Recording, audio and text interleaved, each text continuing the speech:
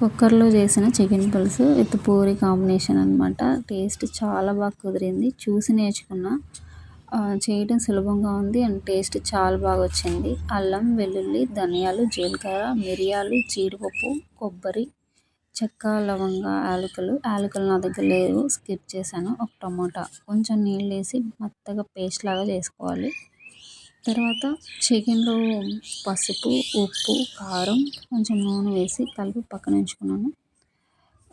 ఒక 3 ఆనియన్స్ అనమాట చిన్న చిన్న ముక్కలుగా కట్ చేసుకొని కుక్కర్లో ఆయిల్ వేసి వేడైన తర్వాత ఉల్లిపాయలు వేసి ఎర్రగా వేయించుకోవాలి. 2 పచ్చిమిర్చి చీలికలు కూడా వేసి వేయించుకున్న తర్వాత పేస్ట్ చేసుకున్నాం కదా, ఆ పేస్ట్ వేసి సిమ్లో పెట్టి నూనె సపరేట్ అయ్యేంత వరకు వేయించుకోవాలి. తర్వాత కలిపి పెట్టుకున్న చికెన్ కూడా వేసి కొంచెంసేపు మగ్గించుకున్న తర్వాత సరిపడినంత ఉప్పు, కారం కూడా వేసి కొంచెంసేపు మగ్గించి ఇప్పుడు మనకి పులుసుకి కావాల్సినన్ని నీళ్ళు పోసుకోవాలి. చిక్కగా కావాలంటే తక్కువ నీళ్ళు, పలుచగా కావాలంటే కొంచెం ఎక్కువ నీళ్ళు పోసుకోవాలి.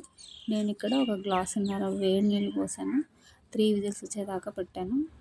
కొత్తిమీరతో గార్నిష్ చేసుకున్నాం. పులుసు రెడీ అయిపోయింది. ఇంకా వేడి వేడి పొంగిన పూరీతో చికెన్ పులుసు, ఈ కాంబినేషన్ చాలా బాగుంది. టేస్ట్ కూడా బాగా కుదిరింది. కుక్కర్లో చికెన్ పులుసు చాలా బాగా కుదిరింది అండ్ చేయడం కూడా సులభంగా ఉంది.